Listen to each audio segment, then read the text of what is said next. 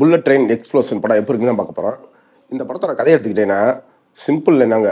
ஒரு புல்லட் ட்ரெயின்னா எப்படி இருக்குன்னு உங்களுக்கே தெரியும். அந்த ட்ரெயினில் ஒரு பாம் வச்சுறாய்ங்க. அந்த ட்ரெயின் வந்து 100 கிலோமீட்டர் ஸ்பீடுக்கு கீழே போச்சுன்னா, ட்ரெயின் வந்து பிளாஸ்ட் ஆயிரும் அப்படின்னு சொல்கிறாங்க. இதை எப்படி தடுத்து நிறுத்தி அதில் உள்ள மக்களையும் விஐபிஎஸையும் காப்பாற்றுறாங்க அப்படின்றதான் இந்த படத்தோட கதை.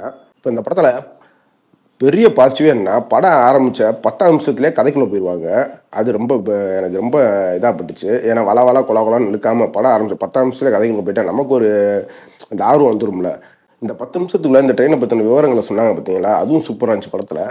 இந்த படத்தில் மேஜர் ஆஃப் த சீன் எல்லாமே சூப்பராகவே இருந்துச்சுன்னு தான் சொல்லணும். தமிழ் டப்பிங்காக இருக்கட்டும், அந்த ட்ரெயினை காமிச்ச விதமாக இருக்கட்டும், அந்த ட்ரெயினையும் இன்னொரு ட்ரெயினும் மோத விடாமல் ஒரு மாதிரி ட்ராக்கை மாற்றி விட்டு ஒரு மாதிரி மாற்றி விட்டு அப்படி கொண்டு போவாங்க. அந்த சீனை செம்மையாக எடுத்திருந்தாங்க. அதுக்கப்புறம் ஒரு ட்ரெயினை வந்து பிளாஸ்ட் பண்ணி காமிக்கிறதா இருக்கட்டும், இன்னொரு ட்ரெயினில் வந்து இவங்களை வந்து வெளியே மக்களை கொண்டு வரதா இருக்கட்டும், இந்த சீன்லாம் நல்லாவே இருந்துச்சு. இந்த படத்தில் ஆனால் மேஜர் ஆஃப் சீன் எவ்வளோக்கு எவ்வளோ நல்லா இருந்துச்சோ, அதே மாதிரிக்கு நிறையா சீன்ஸ் வந்து நமக்கு லேகாக தான் பட்டுச்சு. இந்த படம் வந்து ஒரு 2 மணி நேரம் 20 நிமிஷமா என்னமோ ஓடுது. ஆனால் இந்த படத்தை ஒரு 1 மணி நேரம் 50 நிமிஷம் எடுத்திருந்தாங்கன்னா, இந்த படம் வந்து ஒரு வேறு லெவல் படமாகவே ஆயிருக்கும். ஆனால் இந்த படத்தை 2 மணி நேரம் 20 நிமிஷம் ரொம்ப இழுத்துட்டாங்களோ அப்படின்னு தான் தோணுச்சு. ஆனால் இது ஒரு மோசமான படம் கிடையாது. கண்டிப்பாக ஃபேமிலியோட ஒன் டைம் ட்ரை பண்ணுறதுக்கு ஒரு ஓகேயான படம் தான்.